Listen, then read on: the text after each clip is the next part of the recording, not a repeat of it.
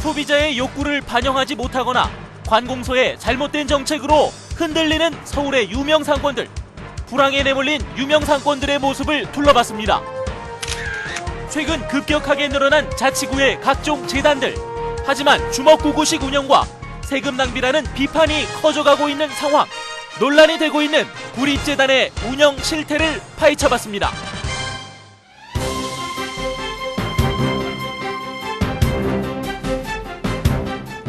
안녕하십니까. 시사기획 이슈인 서울 유창선입니다. 골목 상권이 죽고 있다. 최근 뉴스에서 자주 접했던 소식입니다. 하지만 경기 침체가 계속되면서 서울의 대표적인 유명 상권도 흔들리고 있습니다.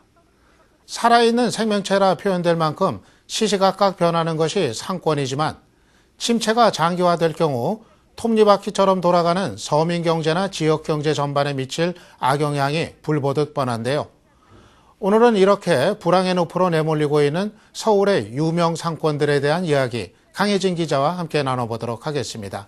예, 강 기자, 안녕하세요. 네, 안녕하세요. 예, 요즘 명동 가보면은, 네. 거기는 아주 화랑인 것 같아요. 예. 아마 한류 열풍 그 영향을 받은 것 같은데, 네. 그런데 다른 상권들은 사정이 그렇지 못하다고요? 네, 그렇습니다. 일부 상인들 사이에서는 IMF 환란 때보다 더 심하다는 이야기까지 나오고 있습니다. 특히 명동과 함께 강북의 3대 상권으로 불리는 젊음의 거리, 신촌 일대가 또 이곳에 포함이 되는데요. 한 경매 정보 제공업체에 따르면 서울 시내 5대 상권 근린상가 경매 물건이 최근 3년 동안 가장 많이 나온 곳이 바로 신촌이라고 합니다. 어떤 상황인지 화면을 함께 만나보시죠. 점심시간에 접어든 지하철 2호선 신촌역 일대입니다. 대중교통 전용지구 공사가 한창인 연세로는 물론 신촌과 이대를 잇는 명물거리도 한산한 분위기입니다. 신촌의 한 쇼핑몰은 한층 전체가 텅 비었습니다. 손님들로 북적여야 할 시간이지만 입주 점포가 없다 보니 싸늘한 기운이 맴돕니다. 대부분 술집과 식당, 화장품 매장, 통신업체 등뿐이어서 대학가로서의 매력은 찾아보기 힘듭니다. 그냥 대학생 많은 음식점 있고 술집 있고 약간 그런 이미지? 네, 아무래도 문화적인 것보다는 그런 쪽으로. 홍대는 이렇게 맛집만 쳐도 엄청 많이 나오고 약간 좀 희소성 있거나 방송 타거나 이런 것들 많은데 신촌은 있어도 바로바로 사라져요. 되게 많이 사라지는 것 같아요. 생겼다가도. 밤 시간의 신촌은 활력이 더 없습니다. 번쩍이는 네온사인 간판은 즐비하지만 낮 시간과 비교해 신촌을 찾는 이들은 많지 않습니다. 사정이 이렇다 보니 지난 2010년 1월부터 올해 8월까지 경매로 넘겨진 신촌 상가는 모두 730개. 같은 기간 문을 닫은 상가가 17개에 불과한 홍대에 비해 40배가 넘습니다. 비슷한 종류의 술집과 식당이 늘면서 같은 업종 간 경쟁만 치열해지는 악순환도 계속되고 있습니다. 낮에 때 먹는 거, 소품 가게들 이런 것도 다양하게 들어와야지 쇼핑도 하면서 이게 먹거리가 형성되지 단순히 먹자만 돼갖고는 안 되고 지금 2대 신촌이 대표적으로 많이 죽었다. 이 때문에 신촌 상권을 살리기 위해선 다양한 업종이 들어와야 한다는 목소리가 높습니다. 이와 함께 여전히 신촌은 서울의 대표적인 대학가인 만큼 젊은 층을 이끌 신촌만의 콘텐츠를 상인들도 고민해야 한다는 주장도 있습니다.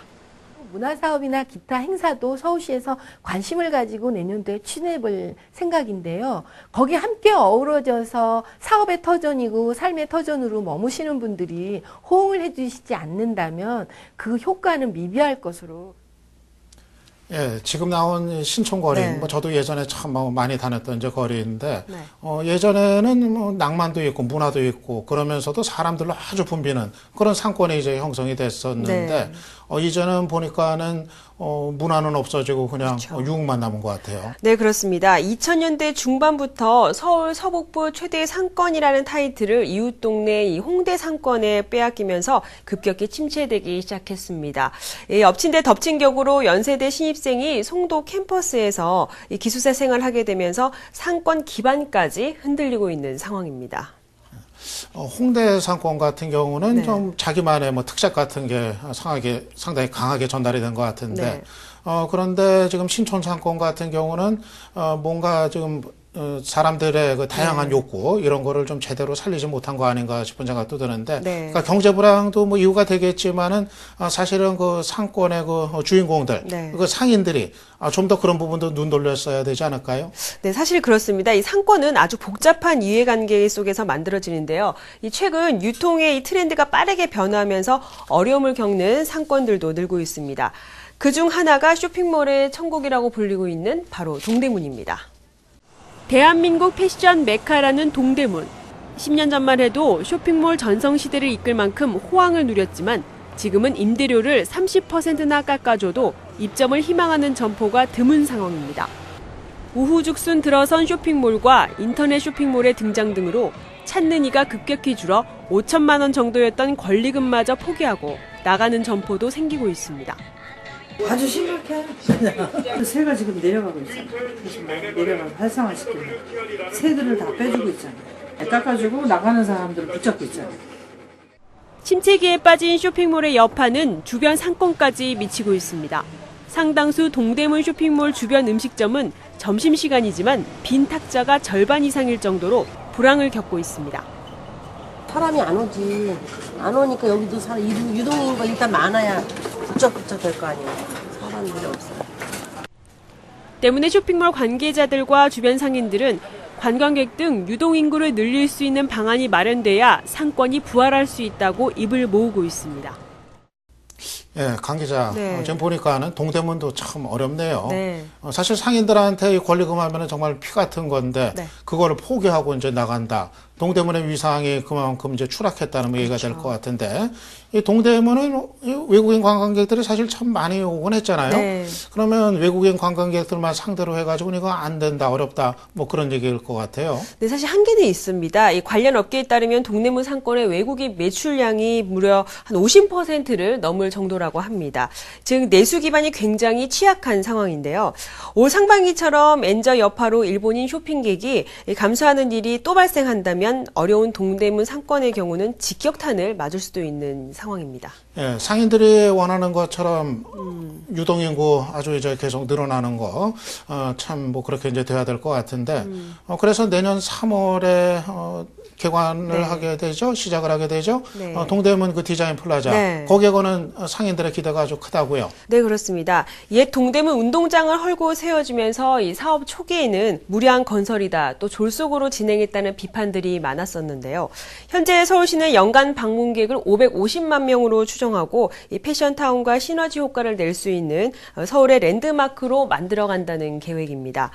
실제로 상권의 활성화는 바로 해당 지자체와 또 긴밀한 협조는 물론 장기적인 플랜을 통해서 만들어가는 것이 가장 중요한데요.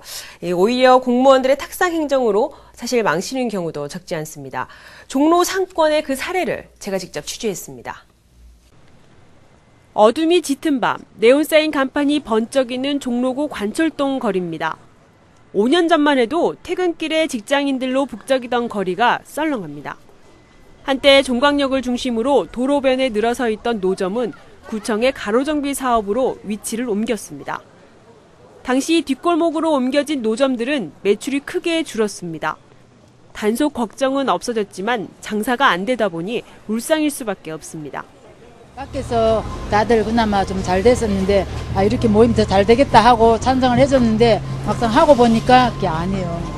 지금 안 돼서 자리가 많이 비어 있거든요. 그러니까 다 채워질 수 있게끔 시에서 홍보를 많이 해서. 종로의 상권이 약해진 것은 잘못된 행정 때문이라는 지적이 많습니다.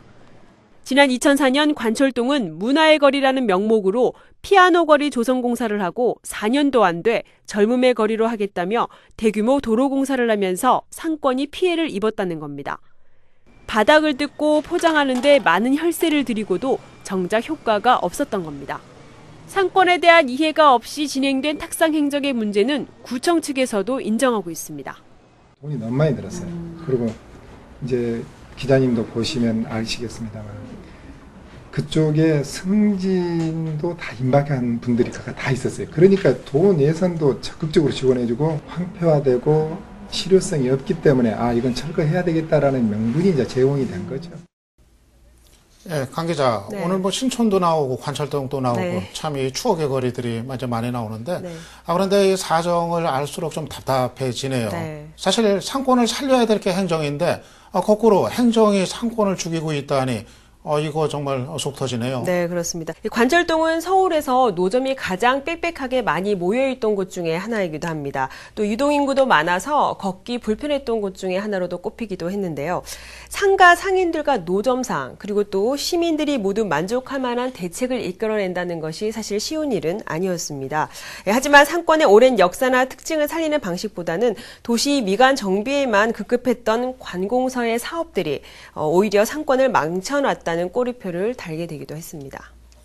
우리가 뭐 침체된 상권에다가 뭐 여러 가지 주문을 하잖아요. 네. 뭐 자생력을 키워라, 그렇습니다. 노력해라, 뭐 여러 네. 가지 얘기하는데, 근데 사실 이 하나의 그 상권 살리는 게 상권의 그 얼굴이라고 할 수 있는 콘텐츠 네. 만들어내는 것부터 해가지고 또 지역의 행정에 이르기까지 뭐 이런 게 다 돼야 되니까 결국 이 지역 사회가 좀 함께 노력해야 될 그런 일인 것 같네요. 네, 그렇습니다. 예, 강혜진 기자 오늘 수고 많으셨습니다. 네, 고맙습니다.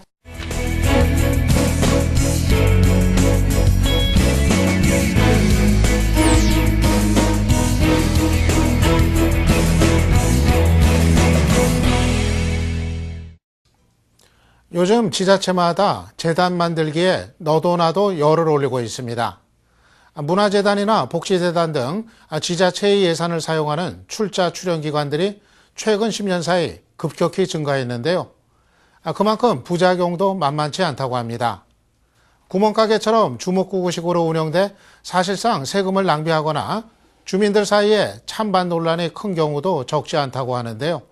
그래서 이번 시간에는 이 지자체의 재단 문제에 대해서 김대우 기자와 함께 자세히 짚어보도록 하겠습니다. 김대우 기자, 어서 오세요. 예, 안녕하십니까. 예, 요즘 뭐 우후죽순식으로 뭐 지자체, 그러니까 구마다 이 재단들이 늘어나고 있다고 하는데 네네. 그 이유는 뭔가요? 네, 지방 공기업의 설립 인가권이 지금의 안전행정부에서 지자체로 이양되면서 설립을 통제할 수 있는 장치가 사실상 사라졌기 때문인데요.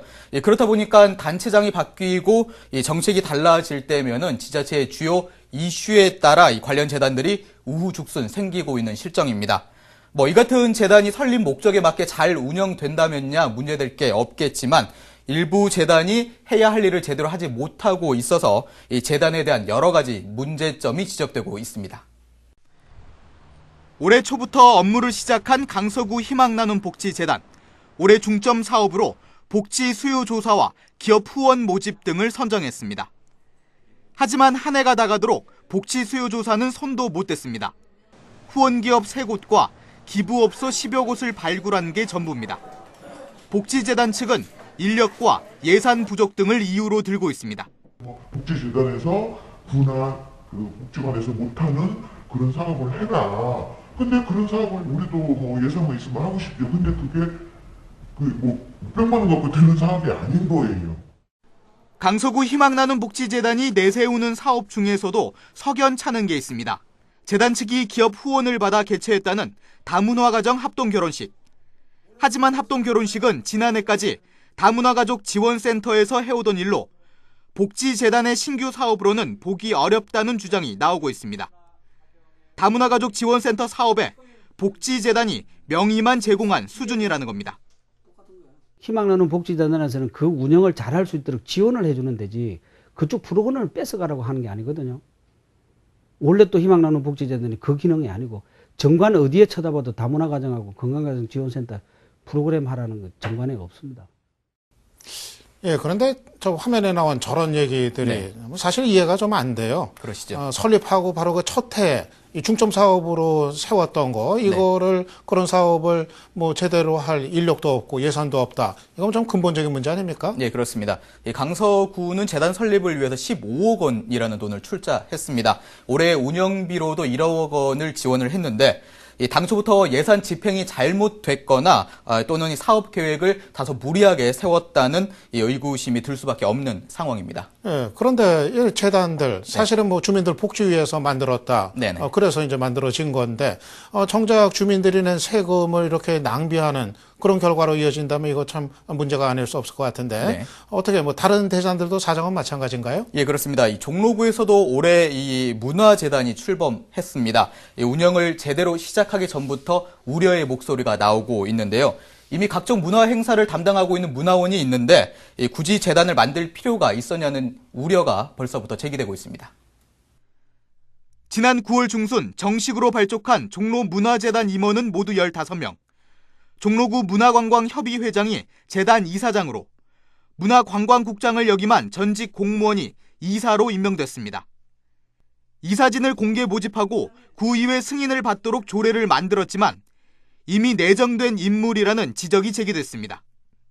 의원 선출에 대해서도 미리 어떤 공고를 해서 선출된 것이 아니라 말하자면 집어서 된 선출이 아닌가 하는 부분에 있어서 재단이 맡을 사업도 문제입니다.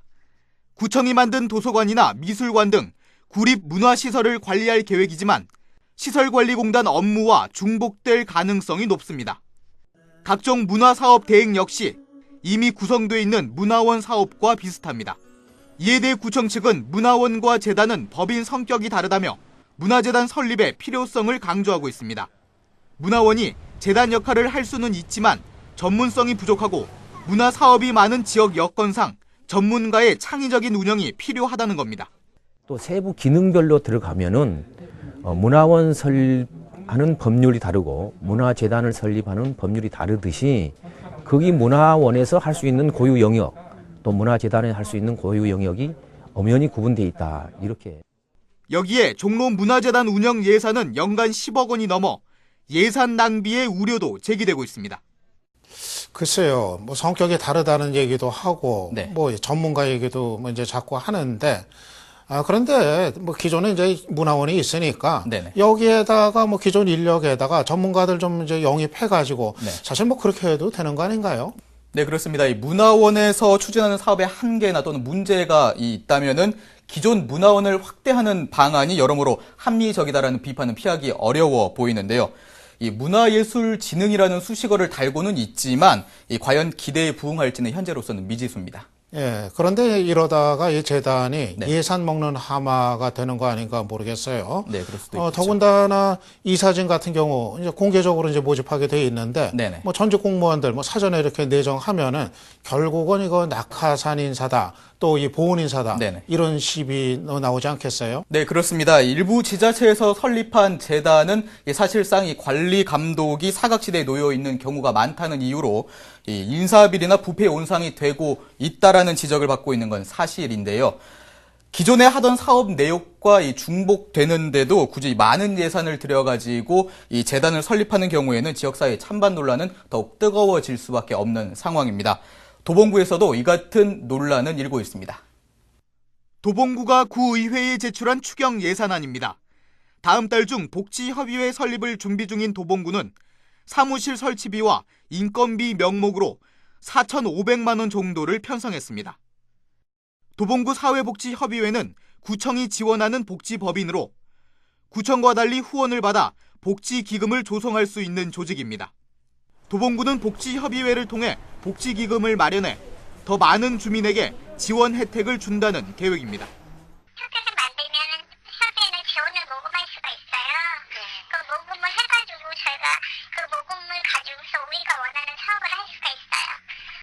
이에 대해 도봉구 의회가 제동을 걸고 나섰습니다. 반대하는 이유는 크게 두 가지. 복지협의회의 인건비 등을 지원하기 위해 해마다 예산 1억 5천만 원 정도가 들어간다는 것과 이미 협의회를 운영 중인 다른 자치구 사례를 비추어 볼 때 효과가 있겠냐는 겁니다. 현재 사회복지협의회는 동대문과 종로구 등 시내 7개 자치구에서 운영 중입니다. 많게는 8억 원 이상을 후원받아 복지 사업을 하고 있지만 구청이 해온 기존 사업과 대부분 중복이 된다는 지적이 나오고 있습니다. 예, 김 기자. 네.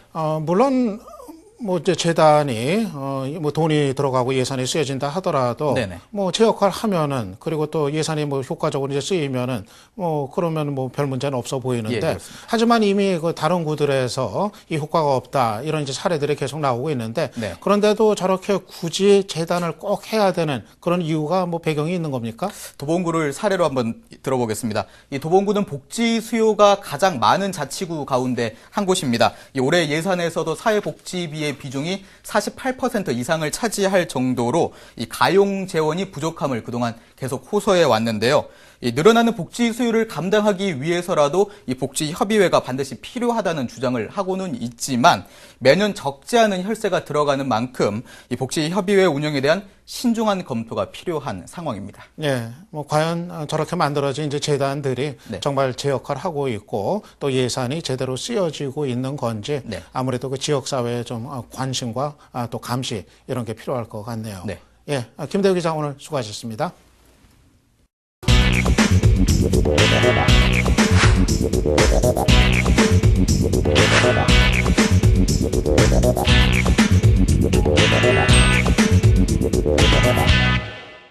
네, 시사기획 이슈인 서울. 이번 시간은 이슈가 되고 있는 뉴스를 중심으로 많은 분들의 의견 들어보는 SNS 톡톡 시간입니다.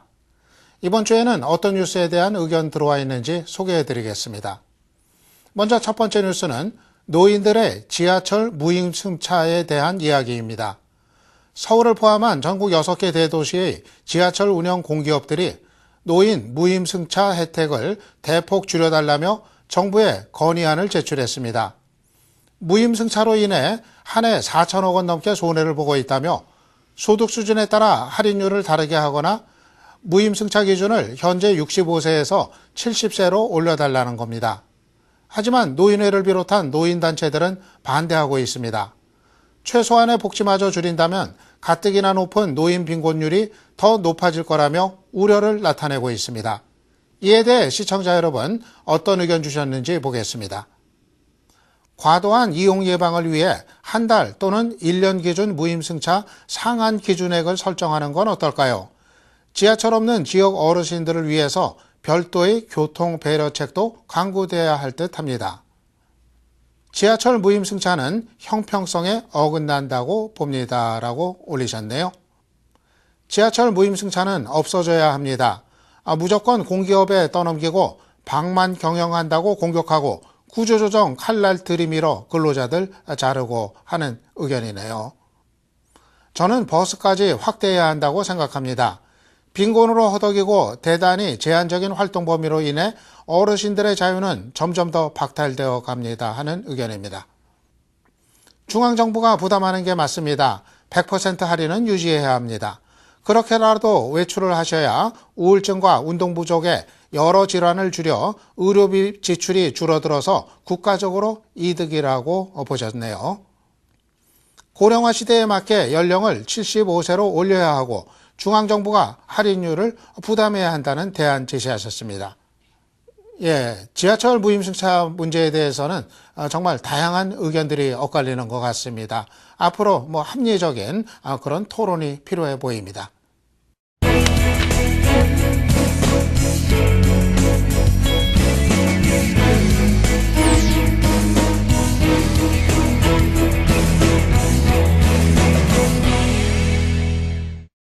네, 오늘 시사기획 이슈인 서울 어떻게 보셨습니까?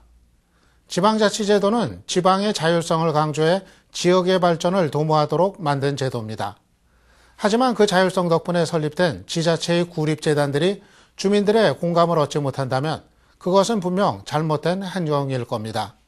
주민들의 신뢰를 받을 수 있는 변화와 노력이 필요해 보입니다. 저희 시사기획 이슈인 서울은 시청자 여러분과 함께하고 있습니다. 매주 새로운 주제가 올라오는 SNS 톡톡에도 많은 의견 부탁드립니다. 시청해 주셔서 감사합니다.